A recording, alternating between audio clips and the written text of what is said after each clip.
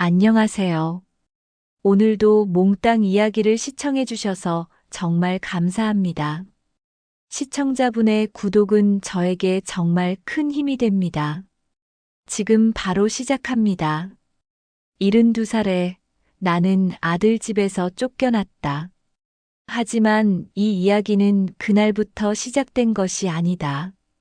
정확히는 40년 전, 내가 처음 버스 운전대를 잡던 그날부터 시작되었다고 해야 맞을 것이다.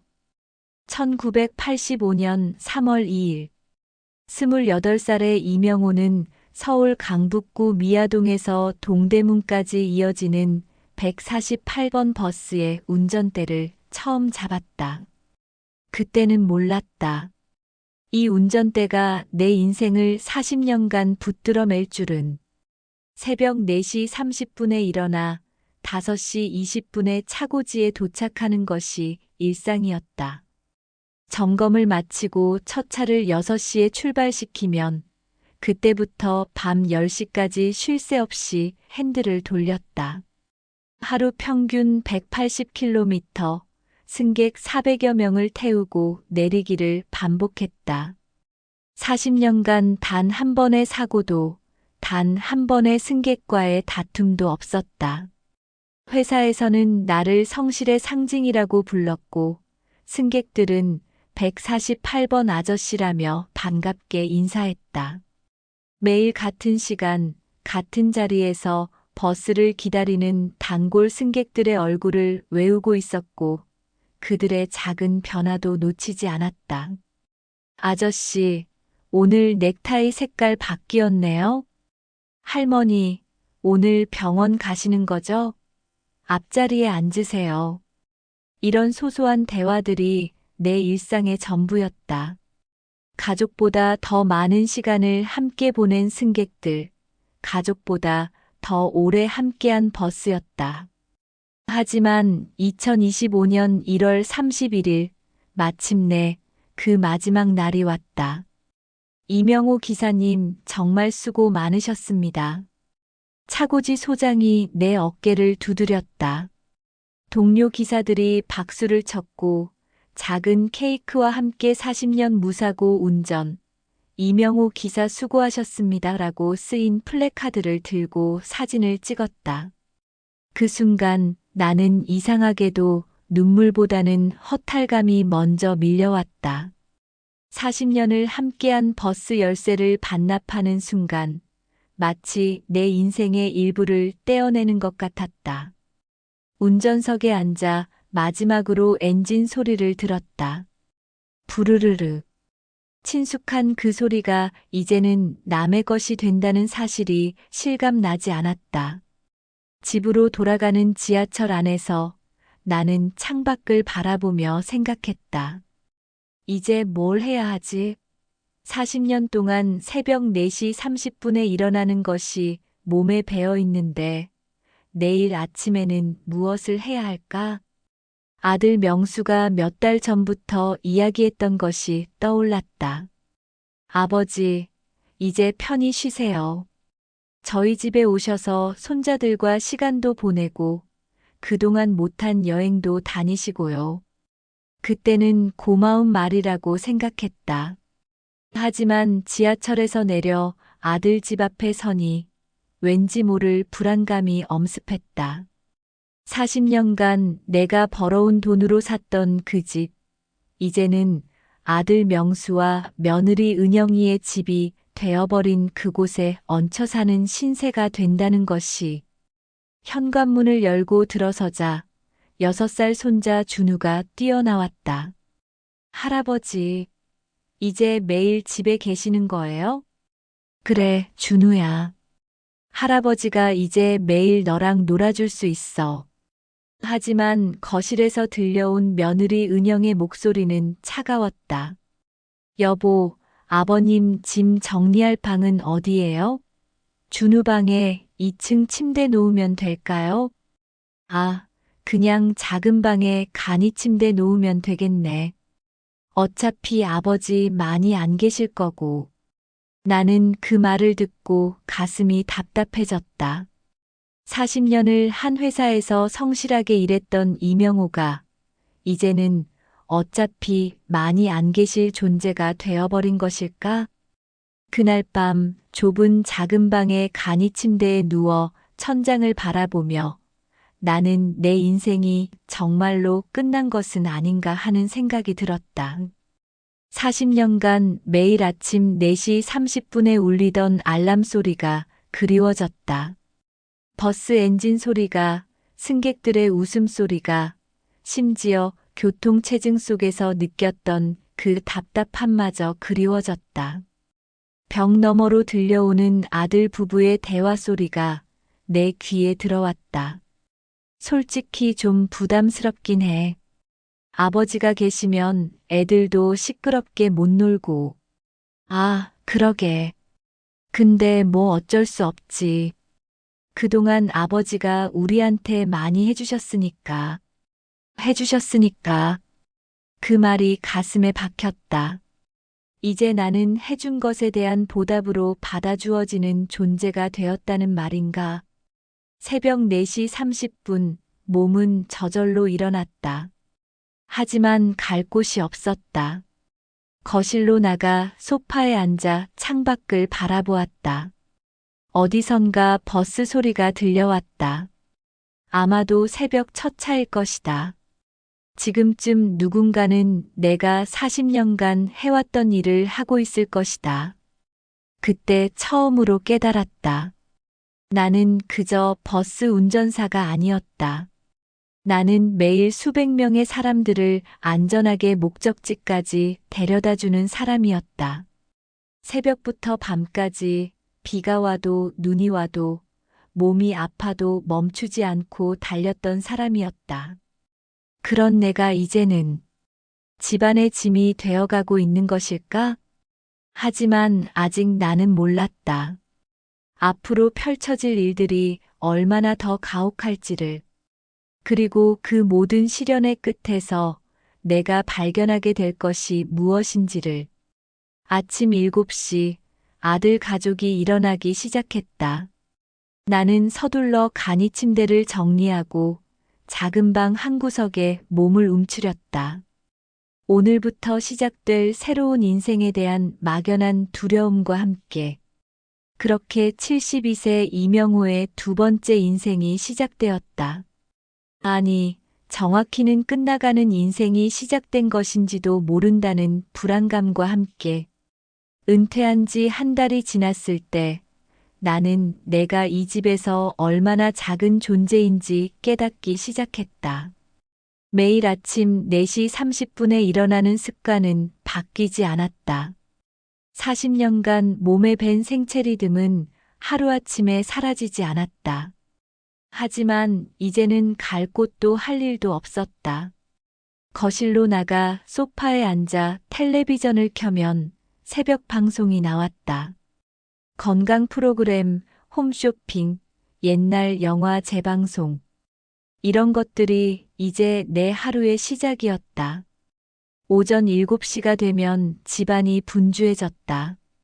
아들 명수는 회사 출근 준비를, 며느리 은영이는 아이들 학교 보낼 준비를 했다.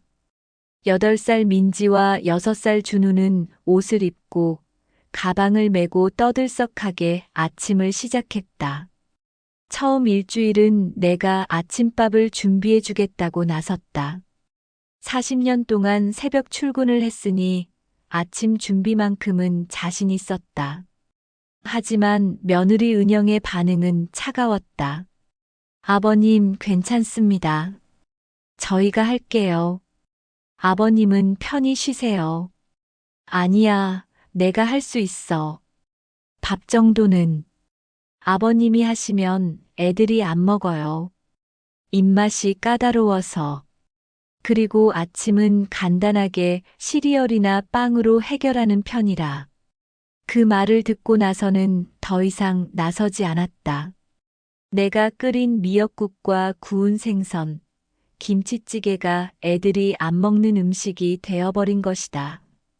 며칠 후 좀 더 충격적인 일이 벌어졌다. 빨래를 함께 하려고 세탁기에 내 옷을 넣으려는데 은영이 황급히 달려왔다. 아, 아버님, 그건 안 돼요. 왜? 함께 빨면 되지 않나? 아버님, 죄송하지만 세탁은 따로 해주세요. 냄새가 배면 곤란해서요. 명수 회사 옷이랑 애들 옷이랑 섞이면. 그 순간 나는 말문이 막혔다. 냄새? 나한테서 냄새가 난다는 말인가? 40년간 매일 새벽부터 밤까지 일하면서도 개인 위생만큼은 철저히 지켜왔다. 버스 기사로 일할 때도 승객들에게 불쾌감을 주지 않기 위해 매일 목욕을 하고 깔끔하게 옷을 갈아입었다. 하지만 이제 나는 냄새나는 노인이 되어 있었다. 며느리 눈에는 알겠다. 따로 할게. 그날부터 나는 내 옷을 손빨래로 빨기 시작했다. 베란다 한 구석에서 조용히 아무도 모르게 72세의 손으로 양말과 속옷을 비비며 나는 과거를 떠올렸다. 1985년 신혼 때였다. 아내와 함께 살던 작은 단칸방에서도 나는 가장이었다. 비록 가난했지만 내가 벌어온 돈으로 살림을 꾸려갔고 아내는 내가 세탁기를 사줄 때까지 기다려줬다. 그때는 내가 입는 옷, 내가 흘리는 땀, 내가 하는 모든 일이 가족을 위한 것이었다. 아내가 세상을 떠난 지 벌써 5년이 흘렀다. 암투병 3년 그리고 마지막 순간까지 나는 그녀 곁을 지켰다. 버스 운전을 하면서도 점심시간마다 병원으로 달려가 그녀의 손을 잡아줬다. 그때만 해도 나는 여전히 누군가에게 필요한 사람이었다. 하지만 지금은 다르다. 이 집에서 나는 점점 투명 인간이 되어가고 있었다. 오후가 되면 아이들이 학교에서 돌아왔다. 처음에는 할아버지가 반가웠던 모양이다. 준우가 학교에서 있었던 일을 신나게 이야기해주고 민지도 수학 문제를 가져와서 같이 풀어달라고 했다. 하지만 며칠 지나지 않아 아이들도 달라졌다. 할아버지, 텔레비전 볼륨 좀 낮춰주세요. 공부해야 해요. 할아버지, 여기는 제 자리예요. 저기 앉으세요. 아이들의 말에는 악의가 없었다. 하지만 그 무심한 말들이 내 가슴을 찔렀다. 언제부터인가 나는 이 집에서 배려받아야 할 대상이 아니라 배려해야 할 대상이 되어 있었다. 저녁 시간이 가장 힘들었다. 온 가족이 모여 저녁을 먹는 시간이지만 대화는 주로 아이들 학교 이야기, 명수의 회사 이야기, 은영의 동네 엄마들 이야기였다. 나는 그냥 조용히 밥을 먹고 먼저 자리에서 일어났다.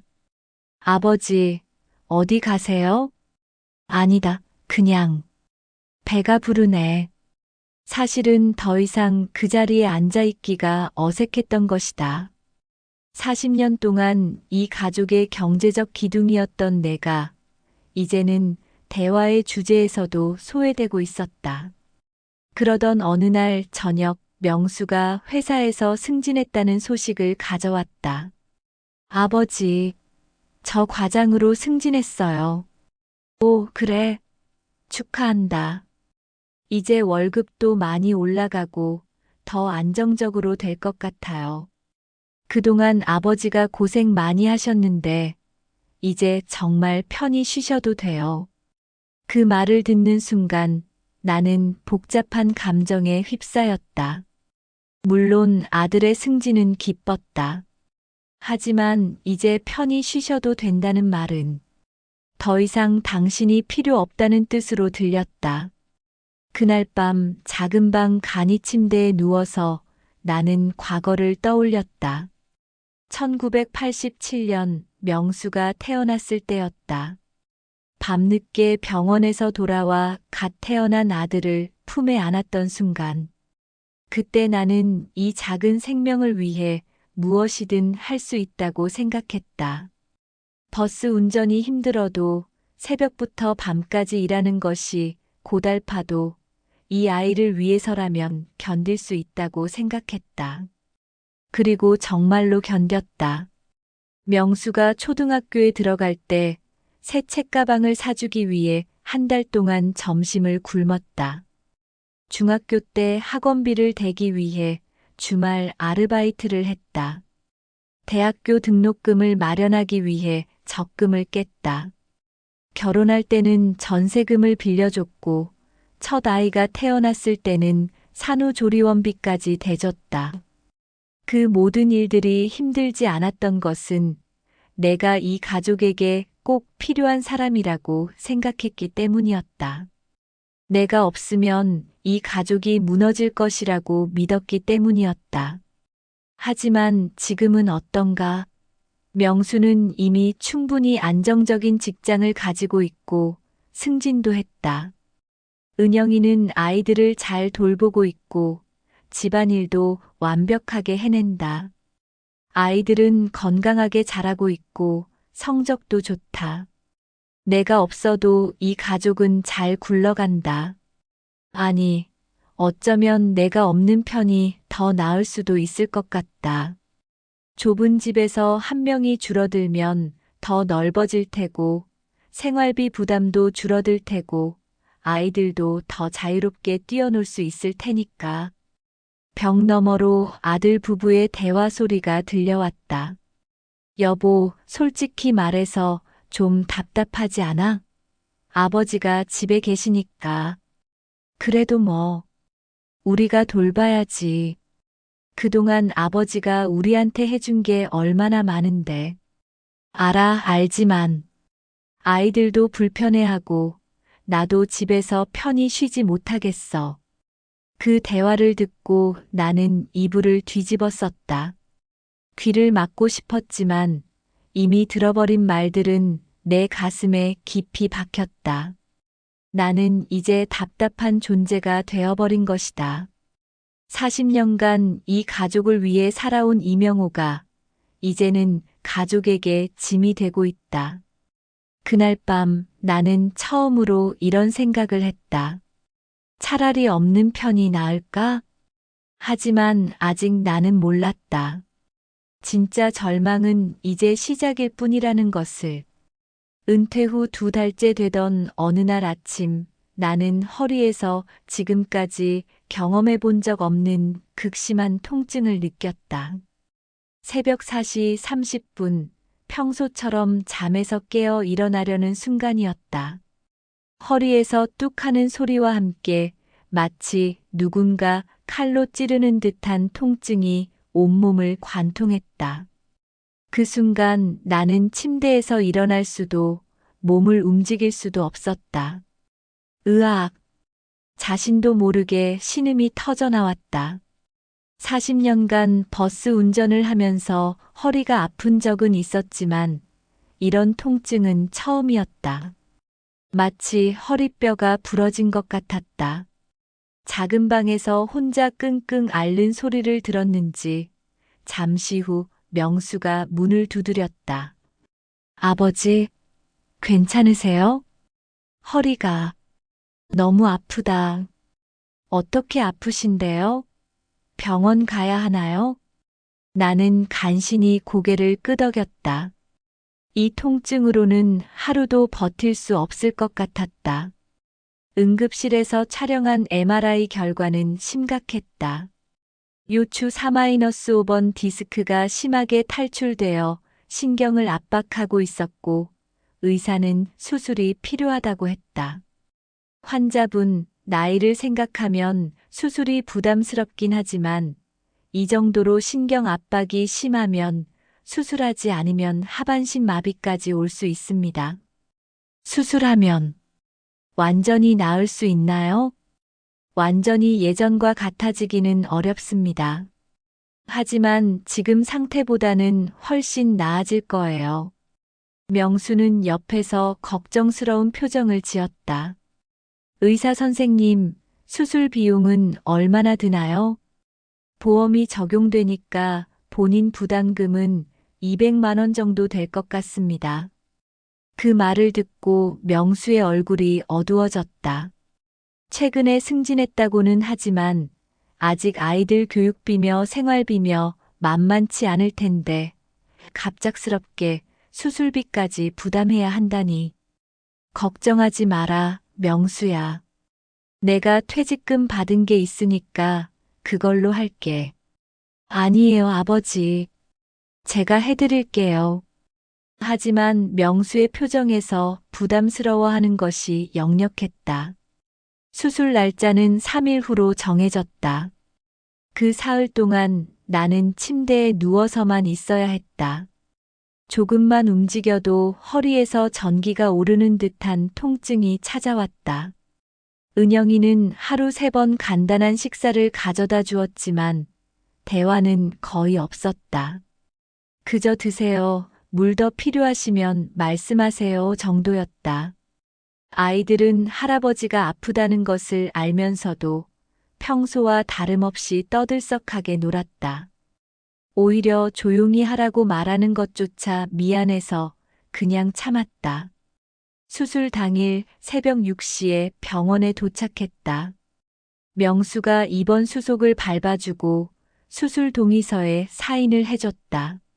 아버지, 수술 잘 받으시고 저는 회사 가봐야 해요. 오늘 중요한 회의가 있어서. 그래, 가거라. 나는 괜찮다. 병원에서 연락 오면 바로 올게요.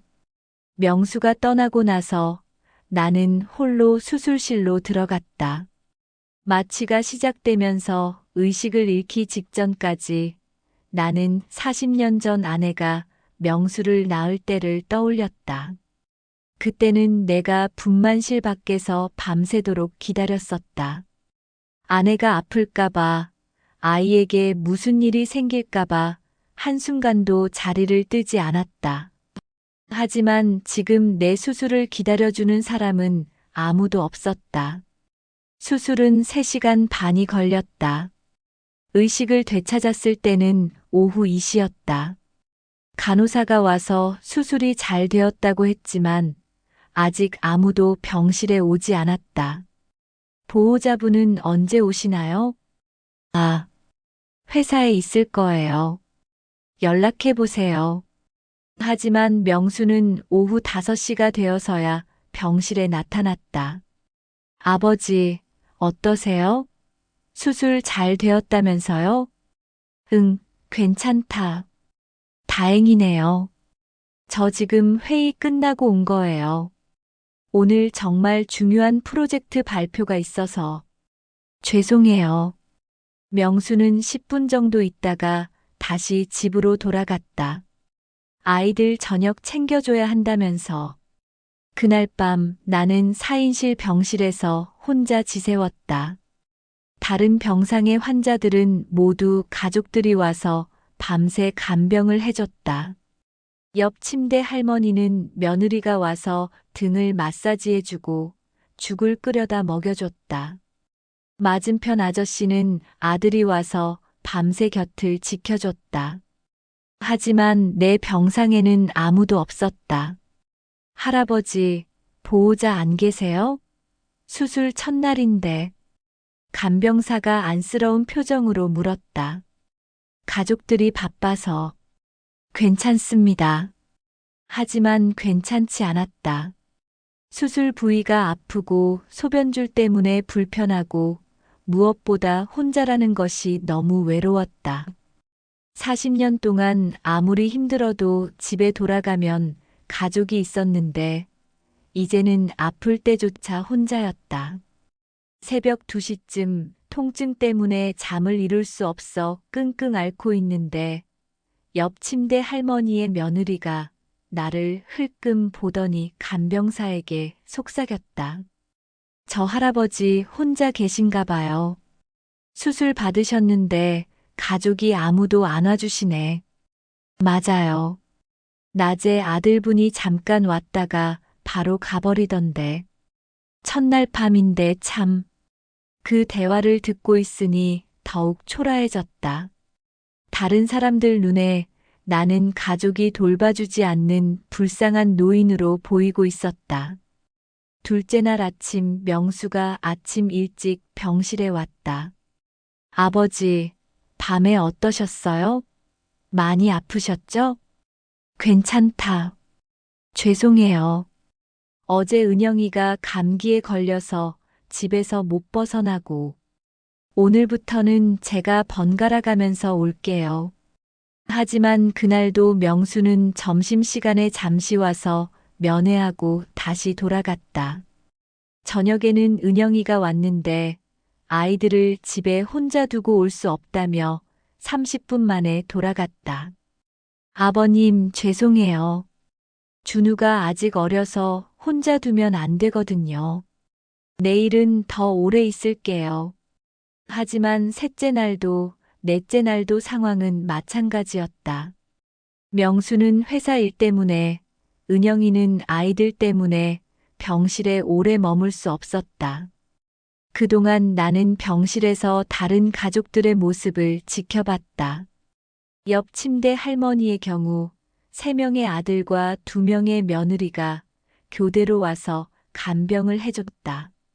한 명이 밤을 새우면 다음 날 아침에 다른 가족이 와서 교체했다.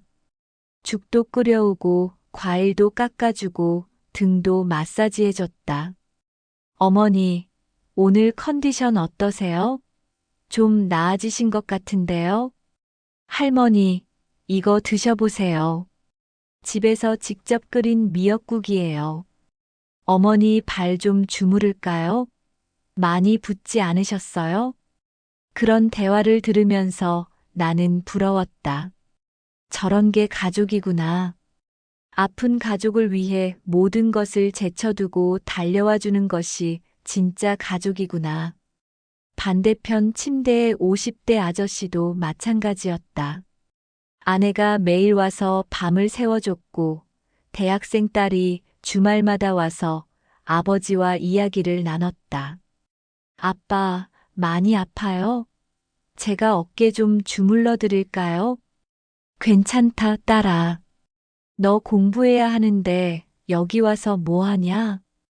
아빠가 아픈데 공부가 머리에 들어와요? 빨리 나으셔야 해요. 그런 대화를 듣고 있으면 내 가슴이 먹먹해졌다. 나도 명수가 어릴 때는 저랬었다. 명수가 감기에 걸리기만 해도 밤새 간병을 했고 조금이라도 열이 나면 업고 병원으로 달려갔었다. 하지만 이제는 입장이 바뀌었다. 아픈 것은 나이고 간병이 필요한 것도 나인데 아들은 10분 면회하고 가버린다. 5째 날 드디어 퇴원 날이 왔다.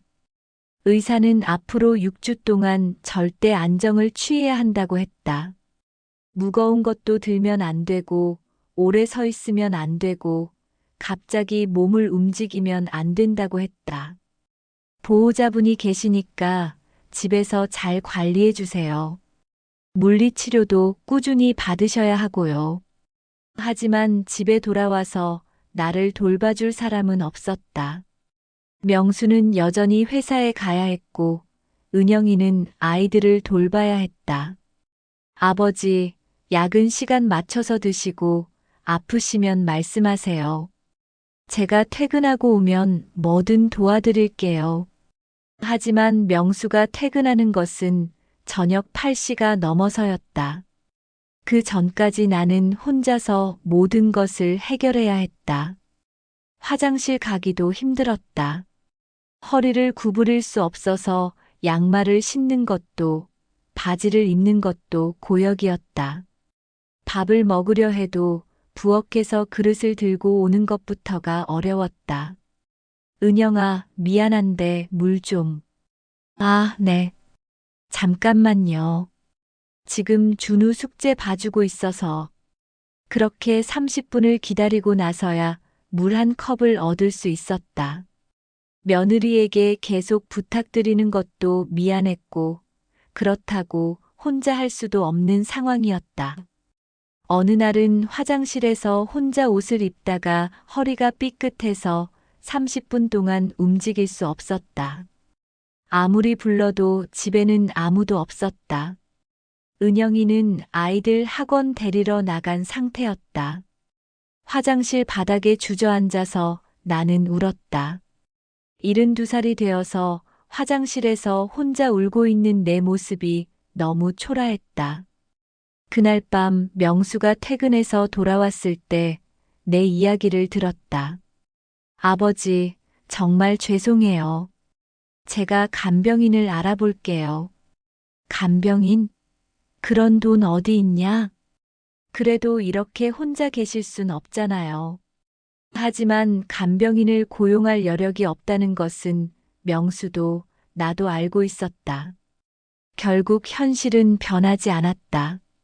수술 후 2주가 지났을 때 나는 깨달았다. 이 집에서 내가 아프든 건강하든 별로 중요하지 않다는 것을. 가족들은 각자의 일상을 살아가고 있고 내 존재는 그 일상에 큰 영향을 주지 않는다는 것을. 40년 전 아내가 아플 때는 내가 모든 것을 제쳐두고 그녀를 간병했다. 명수가 어릴 때 아플 때도 마찬가지였다. 가족이 아프면 세상 모든 일을 멈추고 그 사람을 돌봐주는 것이 당연하다고 생각했다. 하지만 이제는 내가 그런 대우를 받을 차례가 되었는데 현실은 달랐다. 나는 가족들의 일상을 방해하지 않을 정도로만 돌봄을 받을 뿐이었다. 수술 후 3주째 물리치료를 받으러 병원에 갔다가 우연히 40년 동안 함께 일했던 동료 기사 박철수를 만났다. 명호야. 여기서 뭐 하냐? 아, 철수야. 허리 수술해서 물리치료 받으러 왔어. 수술? 언제? 왜 연락 안 했냐? 병문안이라도 갔을 텐데. 철수의 말에 나는 뭐라 대답해야 할지 몰랐다. 가족들도 제대로 돌봐주지 않는데 동료들에게 연락할 생각은 못했었다. 그냥 별거 아니라고 생각해서. 별거 아니긴. 허리 수술이 별거 아니냐? 많이 아팠을 텐데. 지금은 어떠냐? 좀 나아졌어. 철수는 내 얼굴을 유심히 바라보더니 말했다. 명호야, 얼굴이 많이 상해 보인다. 수술 때문만은 아닌 것 같은데. 혹시 집에서 무슨 일 있냐? 그 말을 듣고 나는 가슴이 뭉클해졌다. 40년 동안 함께 일했던 동료가 며칠 보지 못한 내 얼굴만 보고도 내 상황을 알아챈 것이다. 하지만 매일 얼굴을 마주하는 가족들은 내가 얼마나 힘들어하는지 모르고 있었다. 아니야, 괜찮아. 하지만 철수는 쉽게 물러서지 않았다. 명호야, 우리 40년 동안 같이 일했는데 내가 어떤 놈인지 내가 모르겠냐? 뭔가 있구나. 이따 커피 한잔 하자. 그렇게 해서 철수와 병원 카페에서 커피를 마시며 내 속마음을 털어놓았다. 수술 후 혼자 있었던 이야기, 집에서 점점 소외되어 가는 이야기, 가족들에게 짐이 되고 있다는 생각이 든다는 이야기. 철수는 내 이야기를 끝까지 들어주었다. 그리고 마지막에 이렇게 말했다. 명호야, 너 혼자만 그런 거 아니야. 우리 같은 나이 되면 다들 비슷해. 젊을 때는 우리가 가족의 기둥이었는데, 나이 들면 기둥에서 짐으로 바뀌는 거야. 그게 현실이고. 그럼 어떻게 해야 하는데? 글쎄, 나도 잘 모르겠다. 하지만 한 가지는 확실해. 계속 이렇게 있으면 너만 힘들어져. 가족들은 그렇게 바뀌지 않을 거야. 철수와 헤어진 후 집으로 돌아가는 버스 안에서 나는 깊은 생각에 잠겼다. 정말로 이대로 살아야 하는 걸까? 40년을 이 가족을 위해 살았는데 정작 내가 도움이 필요할 때는 혼자인 이 상황이 정상인 걸까? 그날 밤 작은 방 침대에 누워서 나는 결심했다. 더 이상 이런 식으로는 살 수 없다고. 뭔가 바뀌어야 한다고. 하지만 아직 구체적인 방법은 몰랐다. 그저 막연하게 뭔가 달라져야 한다는 생각뿐이었다. 그때는 몰랐다. 곧 내 인생을 완전히 뒤바꿀 충격적인 순간이 찾아올 거라는 것을. 수술 후 한 달이 지나면서 허리는 조금씩 나아졌지만 마음의 상처는 오히려 더 깊어져 갔다. 물리치료를 받으러 다니면서 몸은 회복되고 있었지만 집에서의 내 위치는 점점 더 애매해져 갔다. 그날도 평범한 하루였다. 오후 2시쯤 물리치료를 마치고 집에 돌아왔는데 현관에서 신발을 벗고 있을 때 거실에서 아들 부부의 목소리가 들려왔다. 평소보다 목소리가 작았던 것으로 보아 중요한 이야기를 하고 있는 것 같았다. 나는 현관에서 신발을 천천히 정리하며 귀를 기울였다. 40년간 버스 운전을 하면서 길러진 예민한 청력으로 거실에서 나누는 대화가 선명하게 들렸다. 여보, 솔직히 말해서 이제 좀 한계인 것 같지 않아? 은영이의 목소리였다. 뭐가? 아버님 말이야. 수술 후에 더 힘들어졌잖아. 맨날 이것저것 부탁하시고 아이들도 불편해하고. 명수의 목소리가 들렸다. 그래도 뭐. 아버지가 아프신데 어쩔 수 없잖아. 아프신 건 알겠는데 우리가 언제까지 이렇게 살아야 하는데? 아이들 생각도 해봐. 민지가 어제 친구를 집에 데려오고 싶다고 하는데 할아버지 때문에 집이 좁다고 못 데려오겠다는 거야. 그 말을 듣고 내 가슴이 철렁 내려앉았다. 내가 아이들에게까지 방해가 되고 있다는 것인가? 그리고 솔직히 말해서 생활비도 부담이야. 아버님 병원비, 약가, 물리치료비. 한 달에 얼마나 나가는지 알아? 그래도 아버지가 그동안 우리한테 해주신 것도 많고. 알아, 그건 고맙지. 하지만 그것과 이것은 별개잖아. 우리도 애들 키우느라 힘든데 언제까지 아버님까지 모셔야 하는 거야?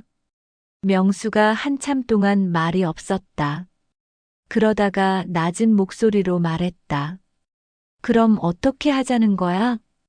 요양원을 알아봐야 하지 않을까? 요즘 시설도 좋다고 하던데.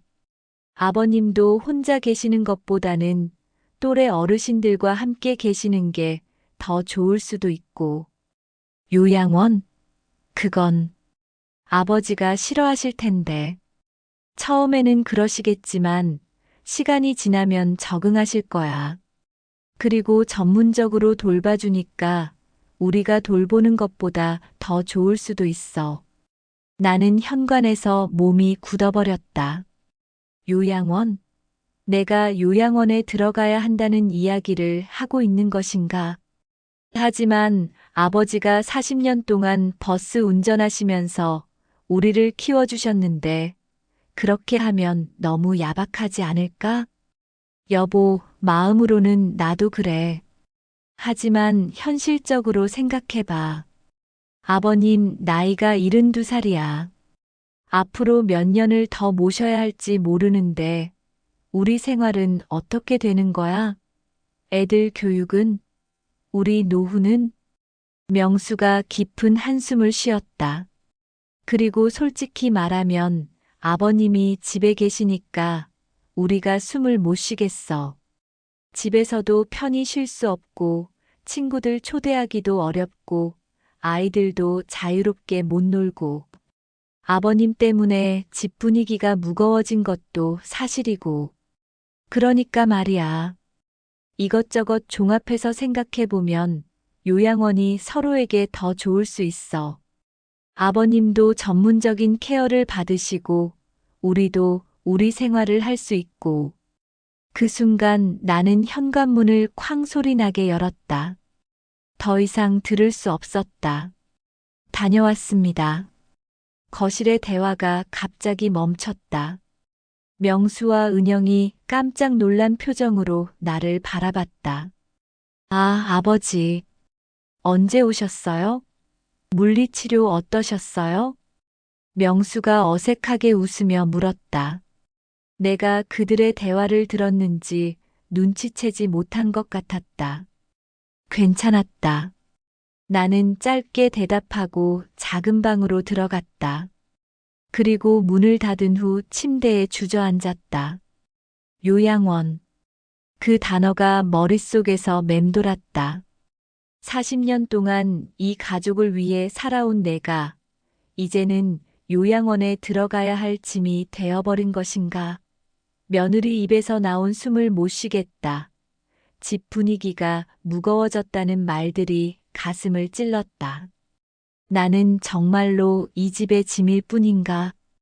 그날 밤 저녁 식사 시간, 온 가족이 모여 앉았지만 분위기는 어색했다. 명수와 은영이는 낮에 나눈 대화 때문인지 평소보다 조심스러워 보였고, 나는 그들의 진심을 알아버린 상태에서 어떤 표정을 지어야 할지 몰랐다. 할아버지, 오늘 물리치료 어땠어요? 민지가 물었다. 응, 괜찮았어. 많이 좋아지셨어요? 조금씩 나아지고 있어. 그럼 언제 완전히 나으실 거예요? 순진한 질문이었지만 그 말을 들으니 마음이 복잡해졌다.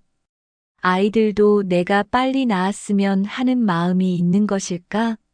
아니면 그냥 호기심에서 물어본 것일까? 할아버지도 잘 모르겠어, 민지야. 식사를 마치고 나서 명수가 나에게 조심스럽게 말했다. 아버지, 요즘 컨디션은 어떠세요? 허리 많이 좋아지셨죠? 응, 조금씩. 그런데 혹시 아버지, 앞으로 어떻게 지내고 싶으세요? 집에서 계속 이렇게 계시는 게 편하신가요? 그 말을 듣고 나는 명수를 똑바로 바라봤다. 혹시 요양원 이야기를 꺼내려는 것인가? 왜 그런 걸 물어보냐? 아, 그냥 아버지가 어떻게 지내시는 게 가장 좋을까 해서요. 저희가 잘 모시고 있는지도 궁금하고. 명수의 말에서 미안함과 부담감이 동시에 느껴졌다. 아들도 힘들어하고 있다는 것을 알 수 있었다. 나는 그냥 가족들에게 방해가 안 되게 조용히 지내고 싶다. 방해가 무슨 말씀이세요? 아버지가 방해라니요. 하지만 그 말이 진심이 아니라는 것을 나는 이미 알고 있었다. 그날 밤 나는 잠을 이룰 수 없었다. 낮에 들은 대화가 계속 머릿속에서 재생되었다. 우리가 언제까지 이렇게 살아야 하는데? 아버님 때문에 집이 좁다. 숨을 못 쉬겠어. 요양원을 알아봐야 하지 않을까? 모든 말들이 사실이었다. 나는 이 집에서 공간을 차지하고 있고, 생활비를 부담시키고 있고, 가족들의 자유를 제약하고 있었다. 그것이 현실이었다. 하지만 동시에 억울하기도 했다. 40년 동안 이 가족을 위해 모든 것을 바쳤는데, 이제 조금 도움이 필요하다고 해서 요양원에 보내려고 하다니. 새벽 3시쯤 화장실을 가려고 일어났을 때 거실에서 또다시 명수와 은영이의 대화 소리가 들렸다. 여보, 아버지가 뭔가 눈치채신 것 같지 않아? 오늘 표정이 이상하던데. 설마, 우리가 조심해서 이야기했는데. 하지만 아버지가 예전보다 더 조용해지신 것 같아. 혹시 우리 대화를 들으셨을까? 글쎄, 들으셨다고 해도 어쩔 수 없잖아. 사실이니까. 그래도 직접 말하기 전에 들으시면 충격이 클 텐데. 언젠가는 이야기해야 할 일이야. 미루면 미룰수록 더 어려워져. 나는 화장실 문 앞에서 멈춰섰다. 그들은 이미 결정을 내린 것 같았다. 나를 요양원에 보내기로. 화장실에서 나와 다시 침대에 누웠지만 더 이상 잠이 오지 않았다. 아침까지 천장을 바라보며 생각했다. 정말로 요양원에 가야 하는 걸까? 40년을 이 가족을 위해 살았는데 마지막은 이렇게 끝나는 걸까?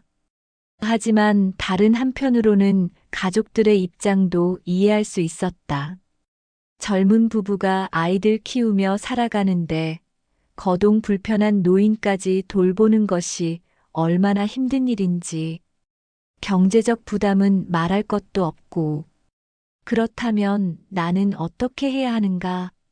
이대로 눈치만 보며 살아야 하는가? 아니면 스스로 요양원에 들어가겠다고 말해야 하는가? 아침이 되어서도 답은 나오지 않았다.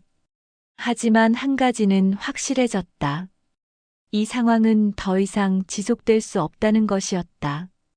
그날 아침 식사 시간, 나는 평소보다 더 조용히 밥을 먹었다.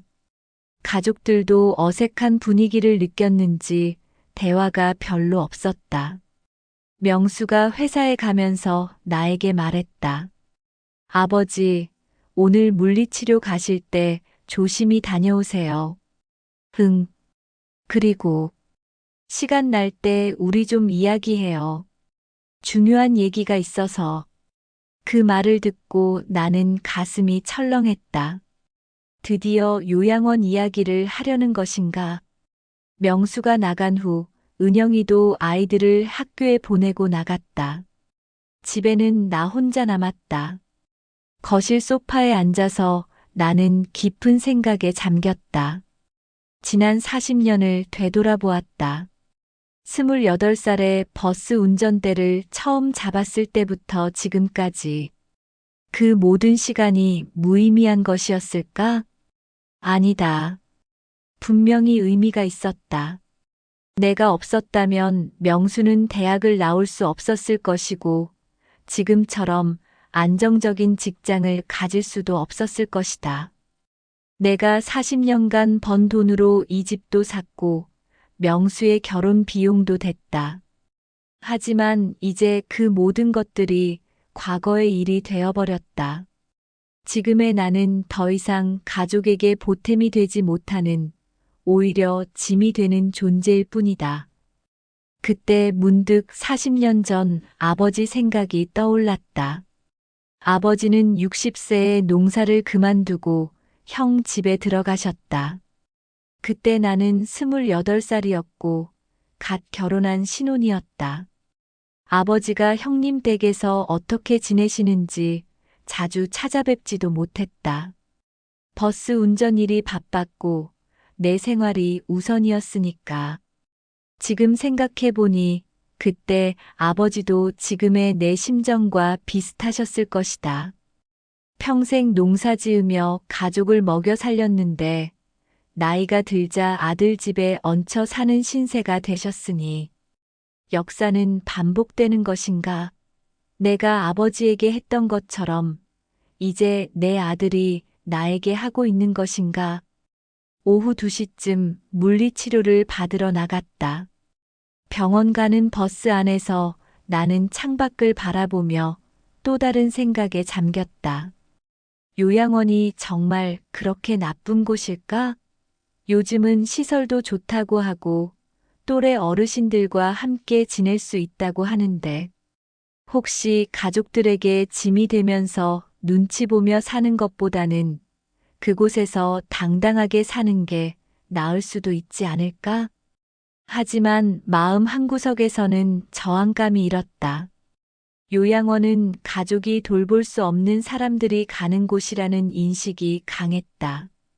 내가 요양원에 들어간다면 그것은 내 가족이 나를 포기했다는 뜻이 되는 것 아닌가. 물리치료를 받으면서도 마음은 복잡했다. 물리치료사가 많이 좋아지셨네요.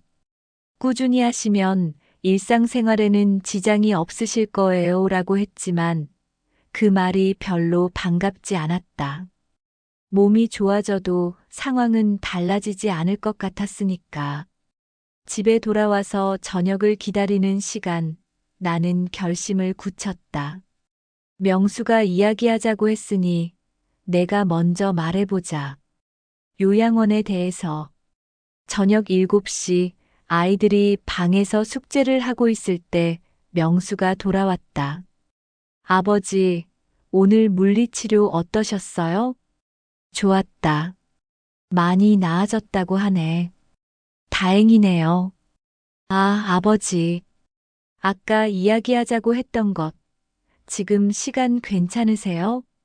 그래, 나도 할 말이 있다. 우리는 거실 소파에 마주 앉았다. 은영이도 함께 자리했다. 명수가 먼저 입을 열었다. 아버지, 사실은 저희가 요즘 고민이 많았어요. 무슨 고민? 아버지가 이 집에서 지내시는 것에 대해서요. 물론 저희는 아버지와 계속 함께 살고 싶어요. 하지만 현실적으로 여러 가지 어려움이 있어서요. 나는 조용히 들었다. 경제적인 부담도 있고, 집이 좁아서 아이들도 불편해하고, 그리고 솔직히 말하면 아버지가 전문적인 돌봄을 받으시는 게 더 좋을 것 같기도 하고요. 명수의 말이 끝나자 은영이가 조심스럽게 말을 이었다. 아버님, 저희가 이런 말씀드리는 게 죄송하긴 하지만 요즘 요양원 시설이 정말 좋아졌어요. 병원도 가깝고 전문 간병사들이 계시고 또래 어르신들과 함께 지내시니까 오히려 더 즐거우실 수도 있고요. 나는 한참 동안 말없이 들었다. 그리고 천천히 입을 열었다. 그래, 나도 그 생각을 해봤다. 예, 요양원 말이야. 사실 나도 요즘 생각해보고 있었어. 명수와 은영이가 놀란 표정을 지었다. 너희들이 힘들어하는 거 모르는 게 아니야. 내가 있으면 집이 불편하고 돈도 많이 들고 아이들도 자유롭게 못 놀고 다 알고 있어. 아버지, 40년 동안 이 가족을 위해 살아왔지만 이제는 내가 짐이 된 것 같구나.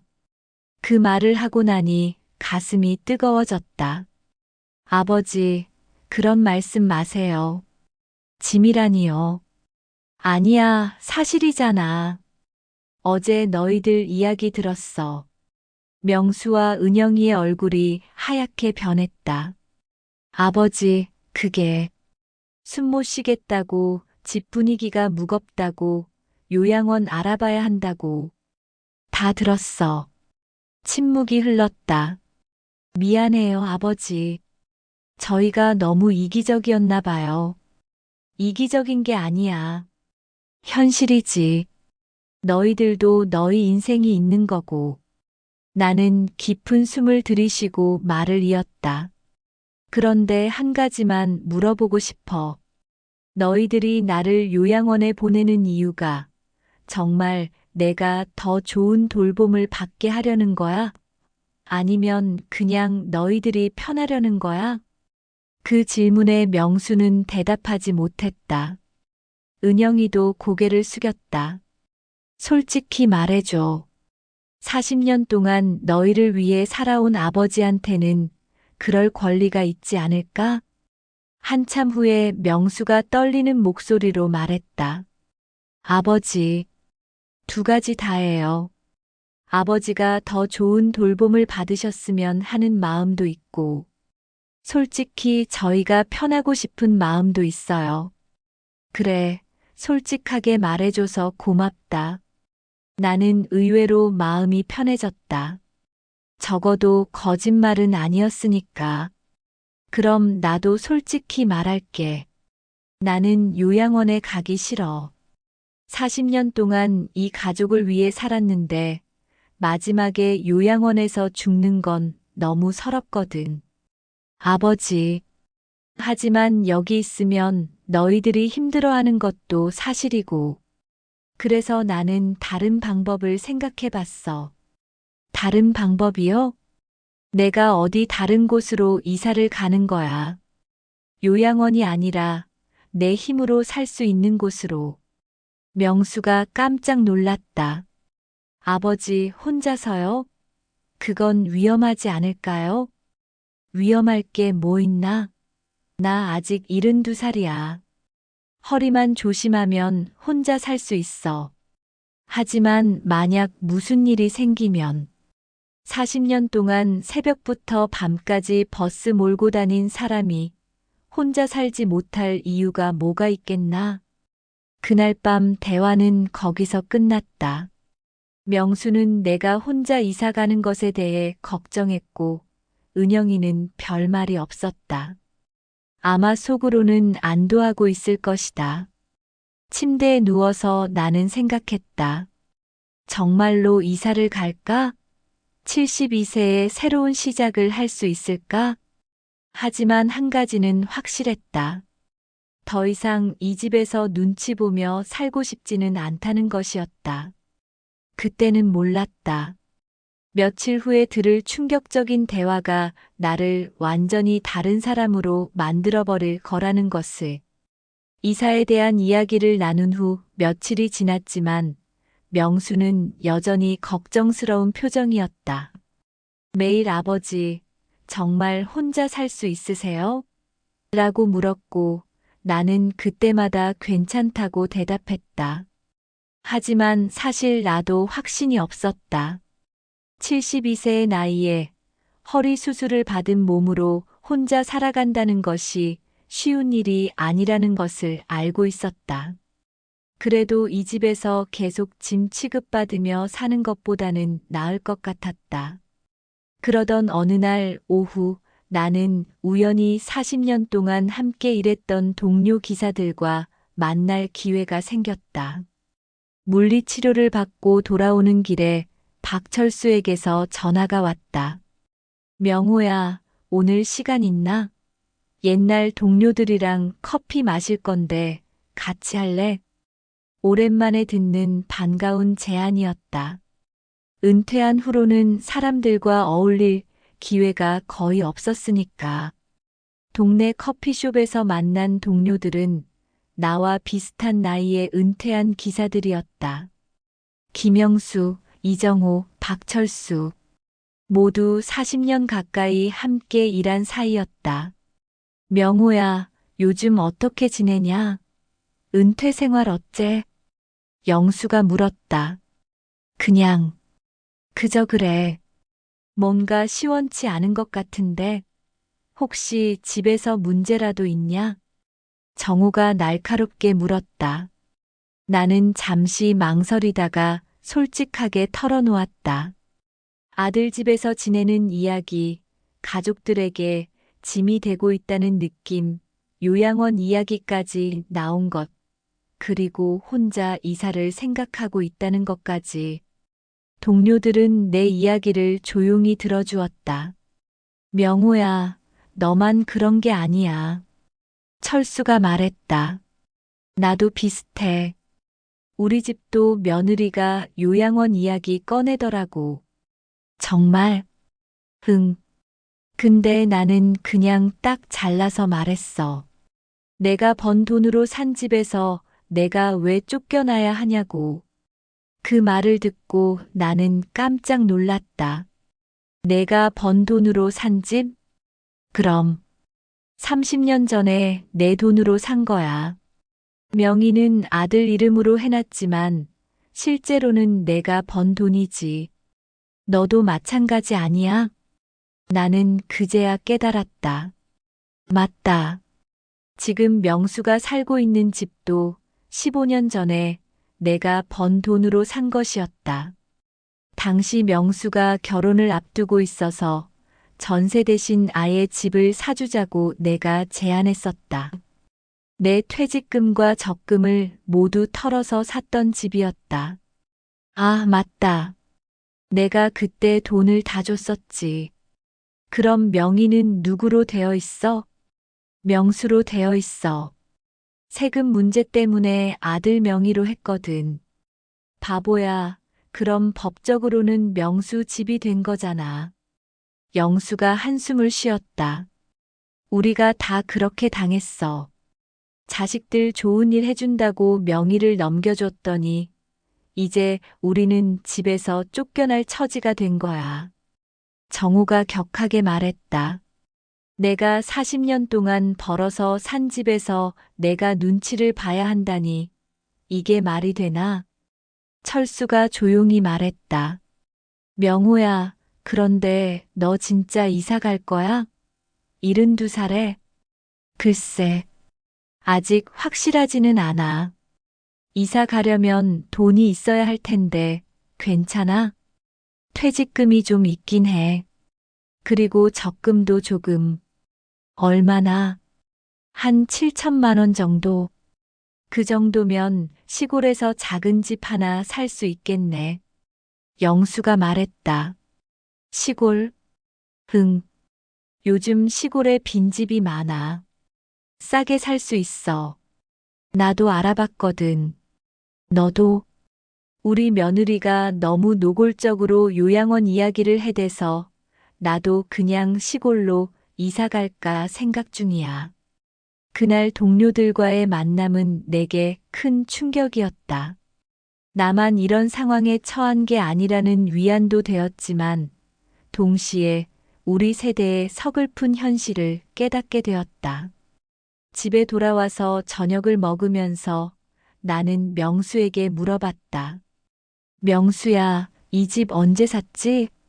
네, 이 집이요? 2010년인가? 왜 갑자기 그런 걸 물어보세요? 그때 돈은 누가 냈더라? 명수가 잠시 당황하는 표정을 지었다. 그건 아버지께서 도와주셨죠. 도와준 게 아니라 내가 다 낸 거지. 아, 네, 그렇죠. 아버지가 전액 내주셨죠. 그럼 이 집은 사실상 내 돈으로 산 거네. 법적으로는 제 명의로 되어 있지만요. 나는 조용히 고개를 끄덕였다. 그날 밤 침대에 누워서 나는 깊은 생각에 잠겼다. 내가 번 돈으로 산 집에서 내가 짐 취급을 받고 있다는 현실. 그리고 법적으로는 아들 소유가 되어버린 집. 하지만 도덕적으로는 내 집이 아닌가. 40년간 버스를 몰며 모은 돈으로 산 집인데. 그 생각을 하니 갑자기 화가 났다. 내가 뭘 잘못했다고 이런 취급을 받아야 하는 거지. 다음 날 아침 나는 결심을 굳혔다. 더 이상 이렇게 살 수는 없다고. 오후에 물리치료를 받고 돌아오는 길에 나는 부동산 중개업소에 들렀다. 어르신, 어떤 걸 도와드릴까요? 시골에 작은 집 하나 사고 싶은데요. 아, 전원 생활을 생각하고 계시는군요. 예산은 어느 정도로 생각하세요? 5천만 원 정도. 그 정도면 충분히 괜찮은 집을 구하실 수 있어요. 어디 지역을 원하세요? 바다가 보이는 곳이면 좋겠는데요. 아, 그럼 강원도 동해안 쪽이나 충남 태안 쪽을 추천드려요. 요즘 그쪽에 괜찮은 매물이 많거든요. 중개업소에서 몇 장의 전단지를 받아왔다. 바다가 보이는 작은 집들의 사진을 보니 마음이 설레었다. 집에 돌아와서 전단지를 보고 있는데 명수가 다가왔다. 아버지, 그게 뭐예요? 아, 이거 집 보는 거야. 집이요? 정말로 이사 가시려고요? 응, 마음 정했어. 명수의 표정이 복잡해졌다. 아버지, 혼자 사시기 힘드실 텐데. 괜찮아. 나도 한때는 가장이었잖아. 그날 저녁 식사 시간, 나는 온 가족에게 이야기했다. 다음 주에 집 보러 갈 예정이야. 어디 지역이세요? 강원도 동해 쪽으로 생각하고 있어. 너무 멀지 않아요? 멀어야지. 너희들 방해 안 되게. 그 말을 하고 나서 식탁이 조용해졌다. 며칠 후 정말로 강원도로 집을 보러 갔다. 중개업소 직원과 함께 세 군데를 둘러봤는데 그 중에 마음에 드는 집이 하나 있었다. 동해시 외곽의 작은 마을에 있는 단층 집이었다. 방 2개의 거실, 부엌, 화장실이 있는 소박한 집이었지만 마당에서 바다가 보였다. 이 집 얼마예요? 4,500만 원입니다. 집값이 많이 떨어져서 저렴하게 나온 거예요. 언제부터 살 수 있어요? 계약하시면 바로 가능합니다. 나는 그 자리에서 계약을 했다. 집에 돌아와서 명수에게 말했다. 계약했다. 정말요? 어떤 집이에요? 바다가 보이는 작은 집이야. 혼자 살기에는 충분해. 언제 이사 가세요? 다음 달 초에. 명수는 한동안 말이 없었다. 그러다가 조심스럽게 물었다. 아버지, 정말 괜찮으실까요? 뭐가? 혼자 사시는 거요. 만약 아프시거나 하면. 그때는 그때지 뭐. 사실 나도 불안하지 않은 것은 아니었다. 하지만 이 집에서 계속 눈치 보며 사는 것보다는 나을 것 같았다. 그날 밤 은영이가 조용히 나에게 다가왔다. 아버님, 저희가 너무 못되게 굴었나요? 아니야. 너희들도 어쩔 수 없는 거지. 죄송해요. 아버님한테 상처를 드린 것 같아서. 상처는 무슨, 이제 서로 자유로워지는 거지 뭐. 하지만 내 목소리는 쓸쓸했다. 이사 준비를 하면서 나는 40년간의 추억들을 정리했다. 버스 기사 시절의 사진들, 가족 여행 사진들, 아내와의 추억이 담긴 물건들. 그 모든 것들을 작은 트럭 한 대에 실을 수 있는 양으로 줄였다. 이사 전날 밤 손자 준우가 내 방에 왔다. 할아버지, 정말 가세요? 그래, 준우야. 언제 다시 올 거예요? 가끔 놀러 올게. 저도 할아버지 집에 놀러 가도 돼요? 그럼 언제든 환영이야. 준우가 내 품에 안겼다. 그 순간 마음이 흔들렸지만 결심을 바꿀 수는 없었다. 이사 당일 명수 가족이 모두 나와서 배웅해 주었다. 아버지, 자주 연락드릴게요. 그래, 고생하지 마라. 몸 조심하시고 외롭지 않게 지내세요. 작은 트럭이 출발할 때 나는 뒤를 돌아보지 않았다. 40년간 살아온 서울을 떠나 새로운 곳으로 가는 72세 노인의 마음은 복잡했다. 두려움과 기대감이 교차했다.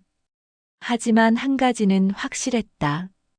이제는 누구에게 눈치 보지 않고 살 수 있다는 것이었다. 동해의 작은 집에서 혼자 살기 시작한 지 3개월이 지났다. 처음에는 모든 것이 낯설고 어려웠지만 점차 혼자만의 리듬을 찾아가고 있었다. 새벽 5시에 일어나서 바닷가를 산책하고 작은 텃밭에서 상추와 토마토를 키우고 동네 어르신들과 바둑을 두는 것이 일상이 되었다. 40년 동안 버스 운전을 하며 쌓인 스트레스가 바닷바람에 씻겨 내려가는 느낌이었다. 명수는 처음 한 달 동안 일주일에 한 번씩 전화했다.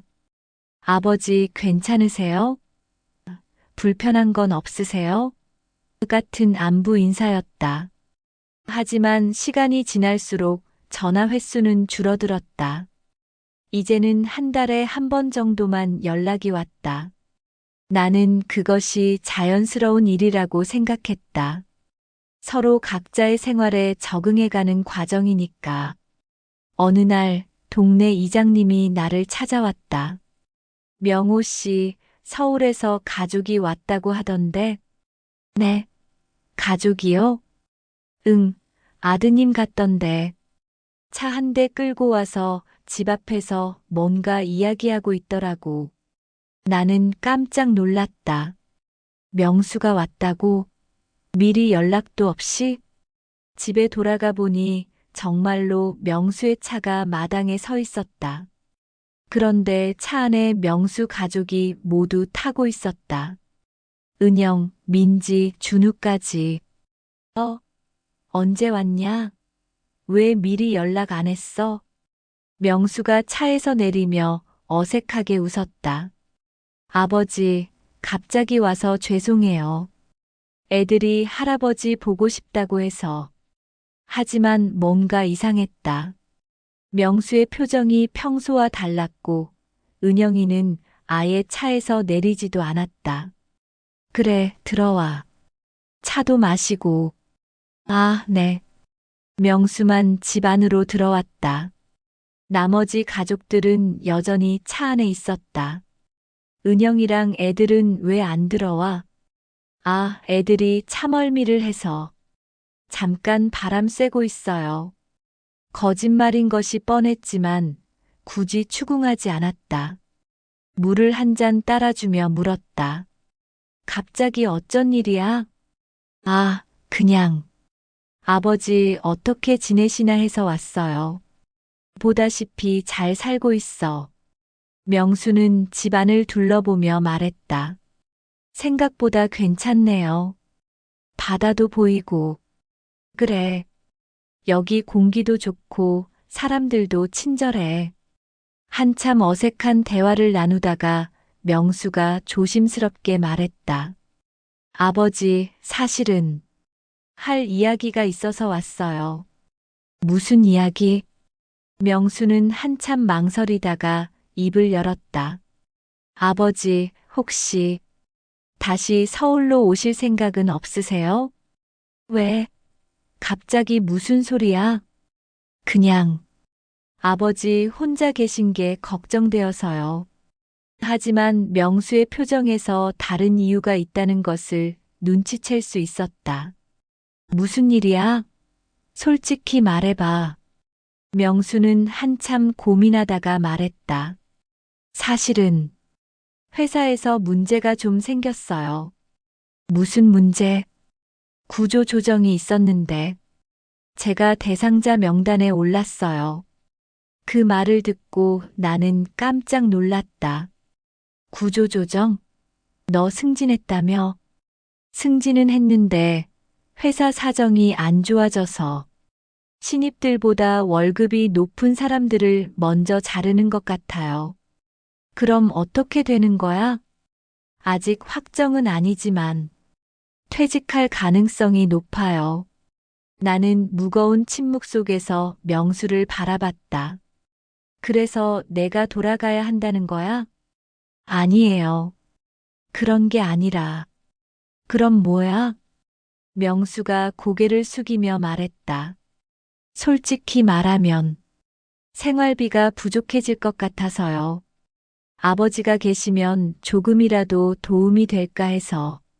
그 순간 나는 어이가 없었다. 내가 도움이 된다고? 3개월 전에는 짐이라고 하더니 아버지, 그때는 내가 짐이었고 지금은 도움이 되는 거야? 참 편리하네. 명수의 얼굴이 빨갛게 달아올랐다. 아버지, 그런 뜻이 아니에요. 그럼 무슨 뜻이야? 돈이 필요하니까 다시 불러들이는 거 아니야? 나는 화가 치밀어 올랐다. 3개월 전 요양원 이야기를 꺼내며 나를 내쫓으려 했던 그들이 이제는 경제적으로 어려워지자 나를 다시 부르고 있다니. 아버지, 정말 그런 게 아니에요. 저희가 아버지를 그리워해서. 그리워한다고? 3개월 동안 한 번 찾아온 적도 없으면서. 그건 아버지가 조용히 지내고 싶다고 하셔서. 핑계 대지 마. 솔직히 말해. 돈 때문이지? 명수는 더 이상 변명하지 못했다. 그때 밖에서 은영이의 목소리가 들렸다. 여보, 언제까지 할 거야? 애들이 지루해해. 그 목소리를 들으니 더욱 화가 났다.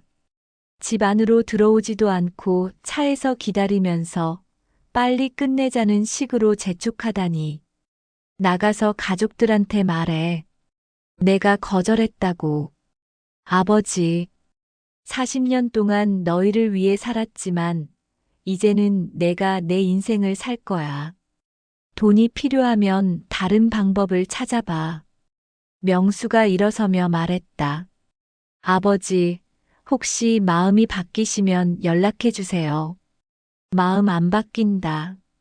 명수가 나간 후 나는 창문으로 그들을 지켜봤다. 명수가 차에 타자마자 은영이 뭔가 따지듯 이야기하고 있었다. 아마도 안 된다고 했냐는 식의 대화일 것이다. 차가 떠나고 나서 나는 마당에 나가 바다를 바라봤다. 가슴이 답답했지만 동시에 속이 시원하기도 했다. 그날 밤 나는 오랜만에 아내 생각을 했다. 만약 아내가 살아있다면 뭐라고 했을까? 여보, 그래도 우리 아들인데.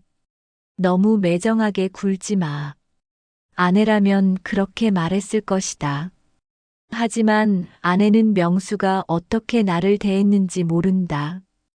요양원에 보내려 했던 것도, 수술 후 혼자 두었던 것도, 나를 짐 취급했던 것도. 며칠 후 명수에게서 문자가 왔다. 아버지, 다시 한번 생각해 주세요.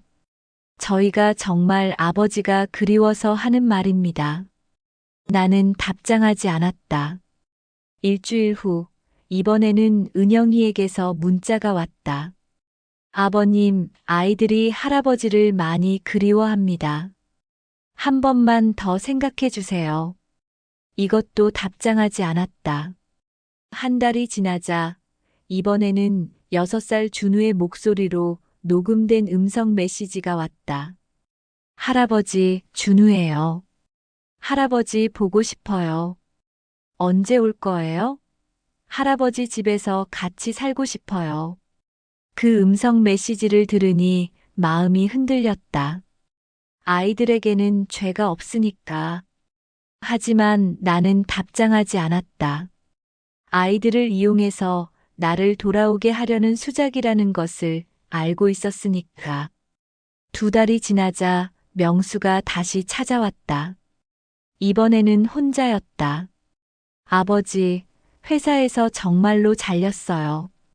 그래서 퇴직금은 받았지만 당분간 새 직장을 구하기가 어려울 것 같아요. 나이도 있고 요즘 취업 시장이 안 좋아서. 그것도 내 책임이야?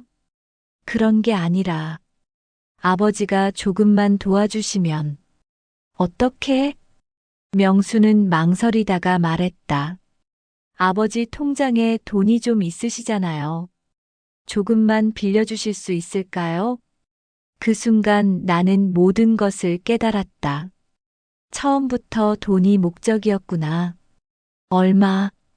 한 2천만 원 정도만. 2천만 원? 네. 당분간 생활비랑 아이들 교육비. 안 된다. 아버지, 3개월 전에 나를 요양원에 보내려 했던 놈이 이제 와서 돈 달라고? 염치가 있어야지. 아버지, 그때는 제가 잘못 생각했어요. 이제 깨달았어요. 아버지가 얼마나 소중한 분인지. 소중하다고? 돈이 소중한 거지.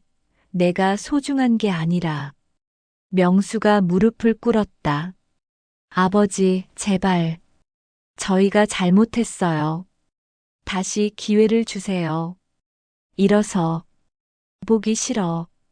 아버지, 돌아가. 그리고 다시는 오지 마. 명수가 떠난 후 나는 결심을 굳혔다. 이제 정말로 연을 끊어야겠다고. 그날 저녁 나는 명수에게 마지막 문자를 보냈다. 40년 동안 너를 위해 살았지만 이제는 끝이다. 다시는 연락하지 마라. 나는 이제 이명호로 살아갈 것이다. 너의 아버지가 아니라. 그 문자를 보내고 나니 비로소 자유로워진 느낌이었다. 72세의 새로운 인생을 시작하는 것은 늦지 않았다. 아직 나에게는 시간이 있었다. 나를 위한 시간이. 명수에게 마지막 문자를 보낸 지 3개월이 지났다. 처음 며칠은 후회가 밀려왔다. 너무 매정하게 했나 하는 생각도 들었고, 손자들 생각에 마음이 아프기도 했다. 하지만 시간이 지나면서 나는 내 결정이 옳았다는 확신을 갖게 되었다. 72세의 나이에 처음으로 진정한 자유를 맛보고 있었으니까. 동해의 아침은 서울과 달랐다. 새벽 5시에 눈을 뜨면 바다에서 떠오르는 일출을 볼 수 있었다. 40년간 서울의 매연 속에서 살았던 내가 이제는 맑은 바닷바람을 마시며 하루를 시작했다. 커피를 내리는 것도 새로운 취미가 되었다. 동네 할머니가 가르쳐준 대로 원두를 갈고 천천히 물을 부어가며 드립 커피를 만드는 시간이 하루 중 가장 행복한 순간이었다. 명호 씨, 커피 내리는 솜씨가 늘었네요. 동네 카페 사장님이 칭찬해 주었다. 일주일에 한 번씩 이 카페에서 혼자만의 시간을 보내는 것이 일상이 되었다. 40년 동안 바빠서 커피 한 잔 제대로 마셔본 적이 없었거든요. 그러셨구나. 지금이라도 늦지 않았어요. 70대에 새로운 취미를 갖는 분들 많이 봤거든요. 텃밭 가꾸기도 재미있었다. 처음에는 씨앗 하나 제대로 심지 못했지만 이제는 상추, 토마토, 오이까지 키울 수 있게 되었다. 내 손으로 기른 채소로 만든 샐러드의 맛은 시장에서 사는 것과 달랐다. 할배, 텃밭이 정말 잘 되었네. 부러워 죽겠어. 옆집 할머니가 감탄해 주었다. 처음에는 어떻게 하는지 몰라서 헤맸는데 하다 보니 재미있어지더라고요. 서울에서는 이런 거 못 해봤지? 못했죠. 일만 하느라. 동네 어르신들과의 교류도 즐거웠다. 매주 화요일과 금요일에는 경로당에서 바둑을 두고 목요일에는 게이트볼을 했다. 처음에는 서울 사람이라고 경계하던 분들도 이제는 나를 마을의 일원으로 받아들여 주었다. 명호 씨는 정말 성격이 좋아. 겸손하고 낱말도 잘 들어주고. 그런가요? 그럼. 서울에서 40년 동안 일했다고 자랑하지도 않고, 우리 시골 사람들 무시하지도 않고, 이런 이야기를 들을 때마다 마음이 따뜻해졌다. 40년 동안 가족들에게도 인정받지 못했던 내가 이곳에서는 좋은 사람으로 평가받고 있다니. 가장 큰 변화는 마음의 평화였다. 서울에서는 항상 긴장해 있었다. 가족들 눈치를 보고 혹시 실수라도 할까봐 조심하고 짐이 되지 않으려고 애쓰고. 하지만 이곳에서는 그런 스트레스가 없었다. 아무도 나를 짐으로 여기지 않았고, 나 또한 누구에게 눈치 볼 필요가 없었다. 어느 날 마을버스를 타고 시내에 갔을 때였다. 운전기사가 친근하게 말을 걸었다. 할아버지, 서울에서 오셨다면서요? 적응은 어떠세요? 좋아요. 여기가 서울보다 훨씬 살기 좋은 것 같아요. 그러게요. 사람 사는 게 다 거기서 거기지만 여기는 공기도 좋고 사람들도 인정이 많거든요. 저도 그렇게 느끼고 있어요. 혹시 서울에 가족들 두고 오신 거 아니에요? 외롭지 않으세요? 그 질문을 받고 나는 잠시 생각했다. 외롭나? 솔직히 처음에는 외로웠다. 특히 저녁 시간에 혼자 밥을 먹을 때나 TV를 보다가 재미있는 장면이 나와도 함께 웃을 사람이 없을 때. 하지만 지금은 다르다. 외로움보다는 자유로움이 더 크다. 누구 눈치 보지 않고 내가 하고 싶은 대로 살 수 있는 자유. 외롭지 않아요. 오히려 자유로워서 좋아요. 그렇다면 다행이네요. 어르신 같은 분이 우리 마을에 와주셔서 감사해요. 그런 말을 들으면서 나는 깨달았다. 나는 이제 누군가의 아버지가 아니라 이명호라는 한 사람으로 살아가고 있다는 것을. 겨울이 왔을 때는 걱정이 많았다. 혼자서 추운 겨울을 날 수 있을까 하는 불안감이 있었다. 하지만 마을 사람들이 도움을 주었다. 명호 씨, 연탄 떨어지면 말해요. 우리가 갖다 드릴게. 김장은 어떻게 할 거야? 혼자서 하기 힘들 텐데. 우리 집에서 김장할 때 같이 해요. 혼자서야 얼마나 하겠어. 이런 도움을 받으면서 나는 진정한 공동체가 무엇인지 깨달았다. 혈연 관계가 아니어도 서로를 챙겨주고 도와주는 사람들. 이것이야말로 진짜 가족이 아닐까?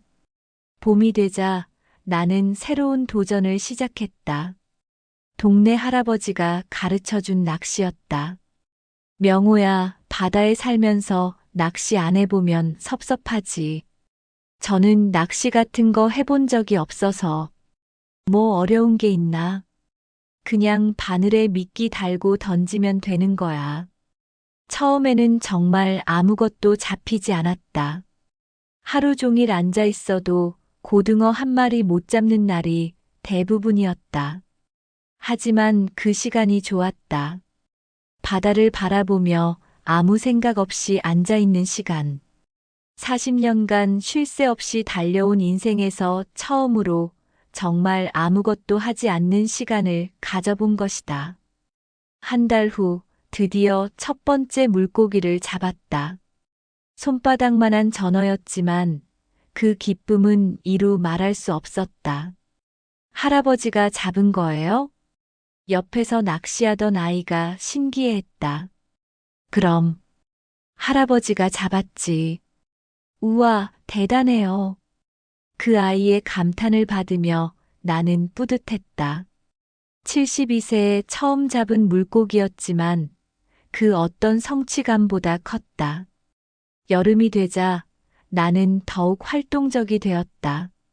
새벽 바닷가 산책뿐 아니라 오후에는 동네 뒷산을 오르기 시작했다. 처음에는 중간까지도 힘들었지만 꾸준히 하다 보니 정상까지 오를 수 있게 되었다. 정상에서 바라보는 동해바다는 장관이었다. 파란 바다와 하늘이 맞닿은 수평선을 보면서 나는 자주 이런 생각을 했다. 내가 40년 동안 놓쳤던 것들이 이렇게 아름다웠구나. 가족들을 위해 달려오느라 보지 못했던 일출, 마셔보지 못했던 제대로 내린 커피, 느껴보지 못했던 바닷바람의 시원함. 물론 가끔 외로울 때도 있었다. 특히 명절이나 가족의 날 같은 때는 TV에서 나오는 화목한 가족들의 모습을 보며 마음 한구석이 허전했다. 하지만 그런 감정이 오래 지속되지는 않았다. 나는 이제 내 인생의 주인이 되었고 누구의 허락을 받지 않고도 내가 원하는 대로 살 수 있었으니까. 가을이 되어 단풍이 들기 시작할 때 나는 특별한 결심을 했다. 여행을 가보자는 것이었다. 40년 동안 가족을 위해 일만 하느라 제대로 된 여행을 해본 적이 없었다. 신혼여행도 1박 2일로 부산에 다녀온 게 전부였고 그 후로는 가족여행이라고 해봐야 아이들 놀이공원 데려가는 정도였다. 혼자 여행을 가신다고요? 동네 할머니가 놀랐다. 네. 부산도 가보고 경주도 가보고 싶어서요. 혼자서 위험하지 않을까요? 뭐가 위험해요? 저도 한때는 전국을 누비며 일했던 사람인데요. 그렇게 해서 인생 첫 혼자 여행을 떠났다. 부산, 경주, 안동을 도는 3박 4일 여행이었다. 혼자 하는 여행은 새로웠다. 누군가 눈치 볼 필요도 없고, 가고 싶은 곳에 가서 보고 싶은 만큼 보고, 먹고 싶은 것을 먹을 수 있었다. 경주 불국사에서 석가탑을 보며 생각했다. 이 탑도 오랜 세월을 견뎌왔구나. 나처럼. 부산 해운대에서 파도를 보며 생각했다. 파도는 밀려왔다가 다시 바다로 돌아간다. 인생도 그런 게 아닐까? 밀려왔다가 자신의 자리로 돌아가는 것. 여행에서 돌아온 후 나는 일기를 쓰기 시작했다. 40년 동안 한 번도 써본 적 없는 일기를. 오늘은 텃밭에 물을 심었다. 할머니가 지금 심으면 겨울에 김장할 때 딱 좋다고 했다. 내 손으로 기른 무로 김치를 담글 생각하니 벌써 기대된다. 오늘 바다에서 고등어를 3마리나 잡았다.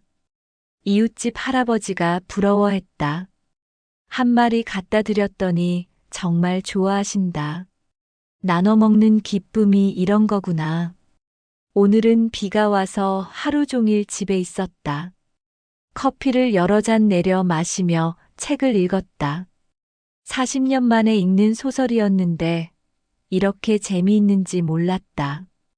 이런 소소한 일상을 적어가면서 나는 깨달았다. 행복이 거창한 것이 아니라는 것을. 내가 좋아하는 것을 하고 내가 원하는 대로 살아가는 것만으로도 충분히 행복할 수 있다는 것을.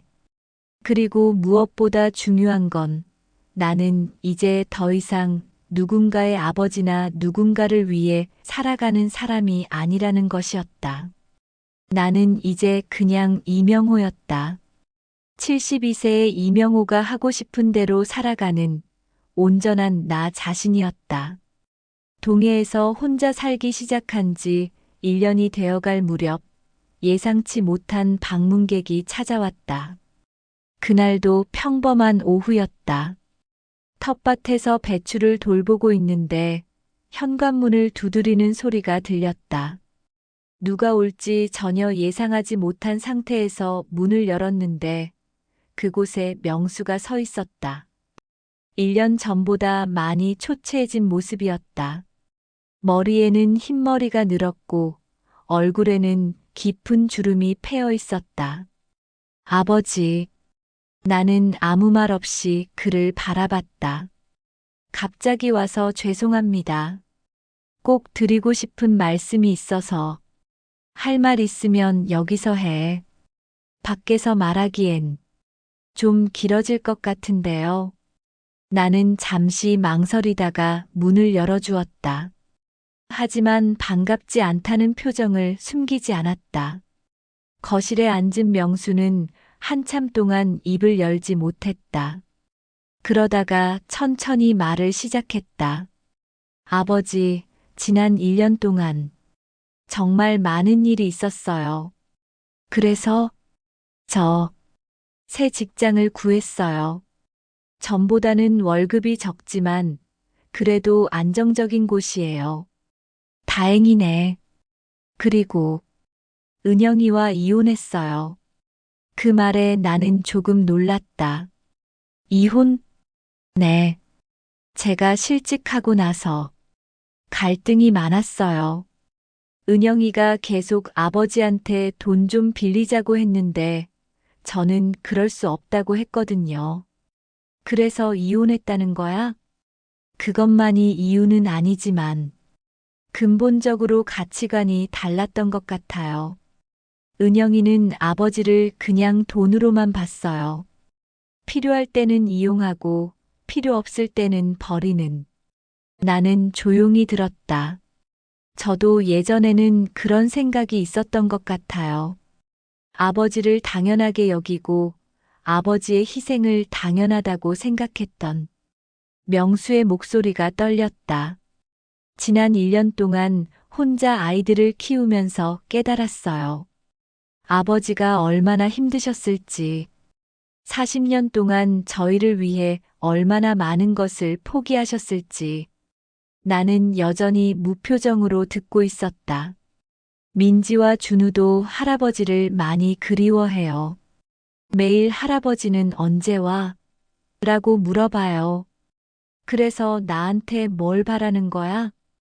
아무것도 바라지 않습니다. 뭐, 정말이에요. 돈도 도움도 아무것도 바라지 않아요. 그냥 용서받고 싶어서 왔어요.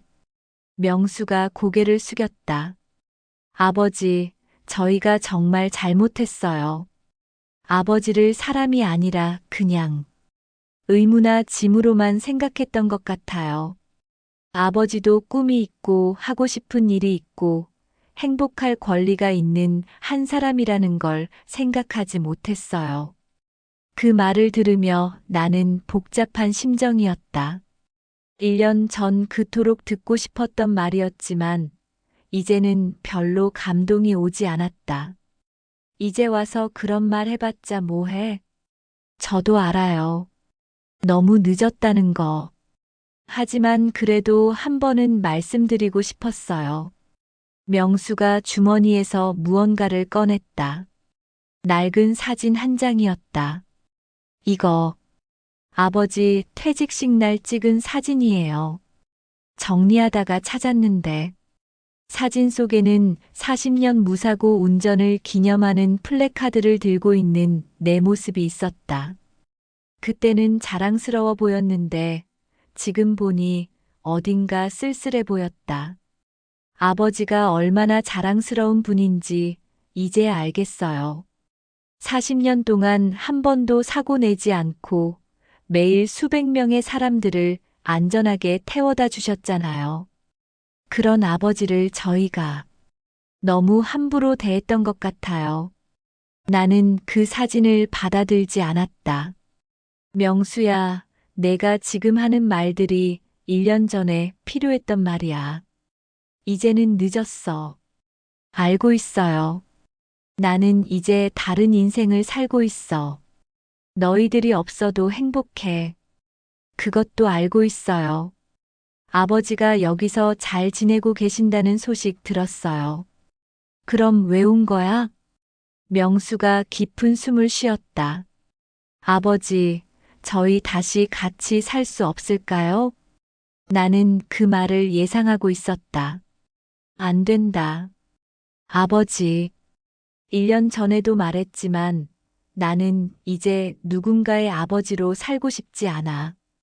그냥 이명호로 살고 싶어. 아버지가 이명호로 사시는 것도 좋아요. 저희는 그냥 아버지 곁에 있고 싶을 뿐이에요. 왜? 사랑하기 때문이에요. 그 말에 나는 비웃었다.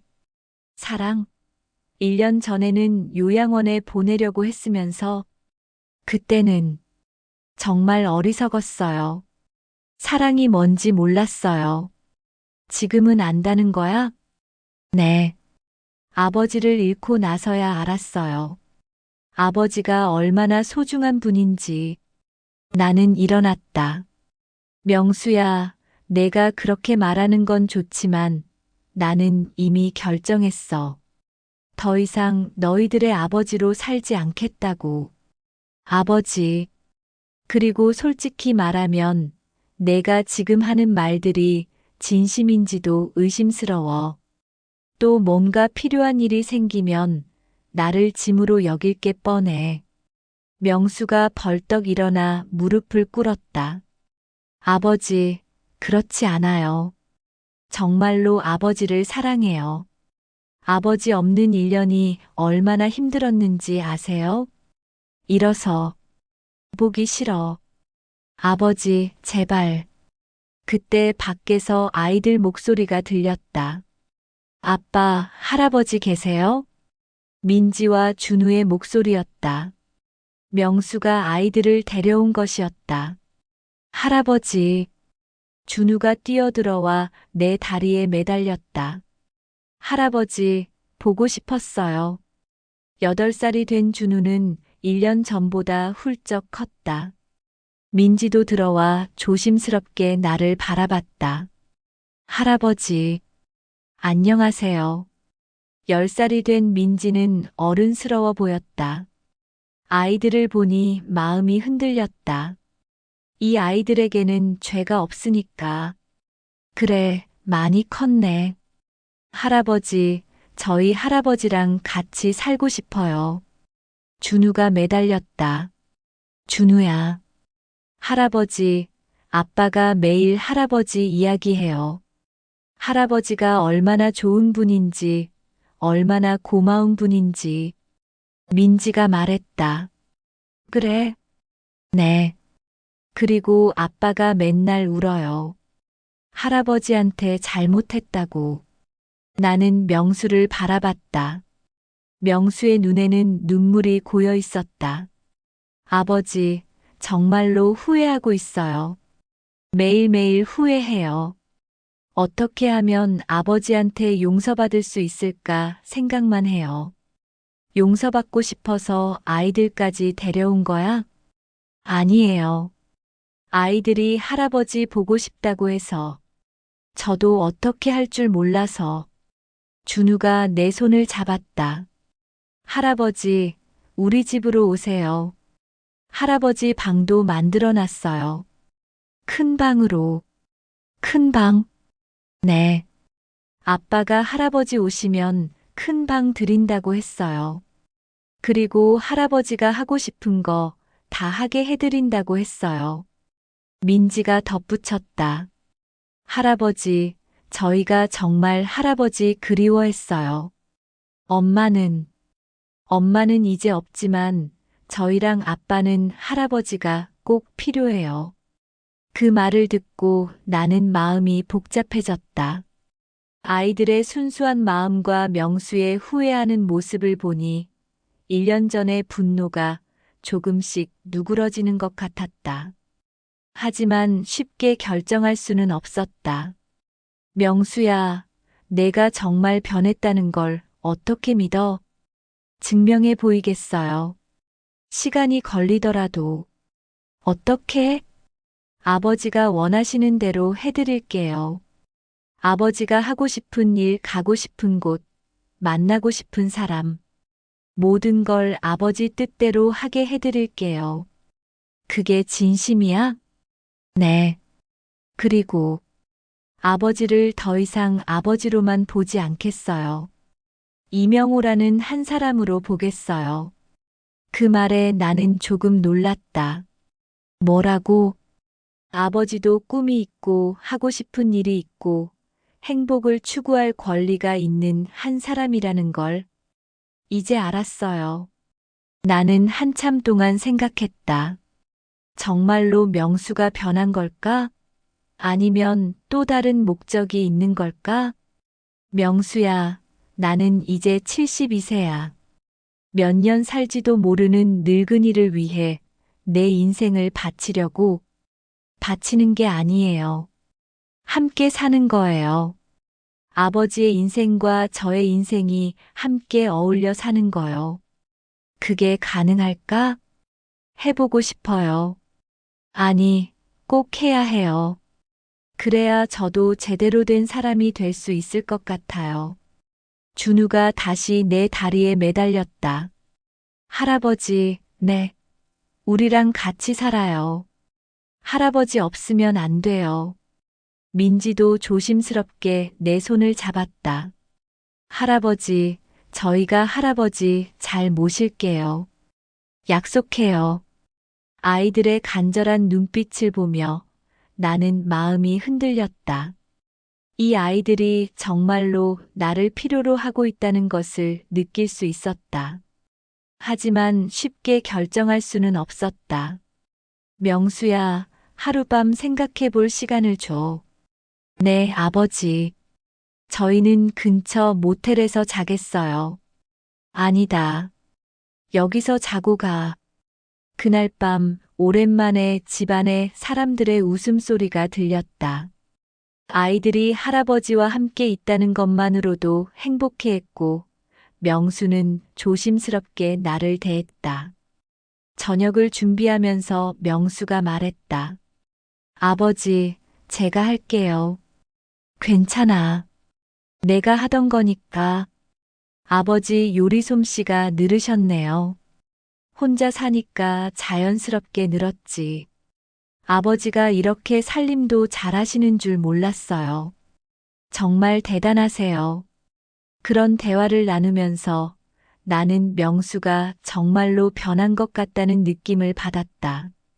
예전에는 나의 능력이나 노력을 당연하게 여겼는데, 이제는 인정하고 고마워하는 것 같았다.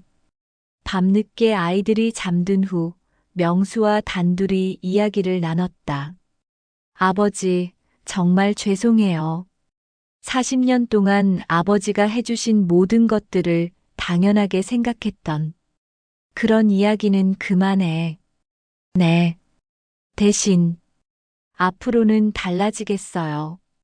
아버지를 진짜 가족으로, 한 사람으로 대하겠어요. 가족이 뭐라고 생각해? 서로를 존중하고 서로의 꿈을 응원하고 함께 행복을 만들어가는 관계예요. 그 말에 나는 조금 놀랐다. 예전에 명수라면 절대 하지 못했을 말이었다. 다음 날 아침 나는 결심을 내렸다. 명수야, 네, 아버지. 조건이 있어. 말씀하세요. 나는 더 이상 너의 아버지로만 살지 않을 거야. 이명호라는 한 사람으로 살 거고, 내가 하고 싶은 일을 할 거야. 네, 그렇게 하세요.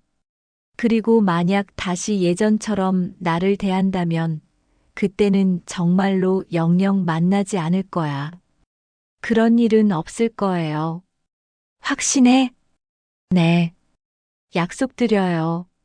나는 깊은 숨을 쉬었다. 그럼, 다시 한번 해보자. 정말요? 단, 서울로는 안 가. 여기서 살 거야. 여기서요? 그래. 나는 이제 이곳이 좋아. 서울로 돌아가고 싶지 않아. 명수는 잠시 당황했지만 곧 고개를 끄덕였다. 알겠어요. 저희가 이사 올게요. 내 직장은 다시 구하면 돼요. 여기 근처에서.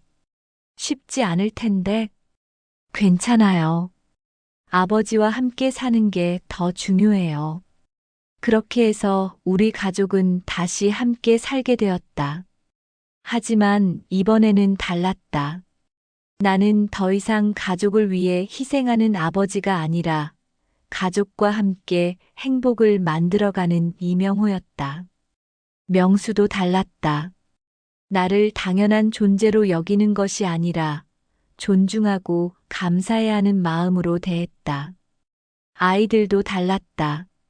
할아버지를 그냥 집에 있는 사람이 아니라 함께 놀고 배우고 성장할 수 있는 소중한 가족으로 여겼다. 몇 달 후 명수가 동해시의 한 회사에 취직했을 때 나는 그에게 말했다. 명수야, 이제 정말 달라진 것 같네. 네, 아버지. 아니, 이명호 씨. 뭐라고? 가끔은 아버지를 그냥 이명호라는 이름으로 불러도 될까요? 아버지도 한 사람이니까. 나는 웃었다.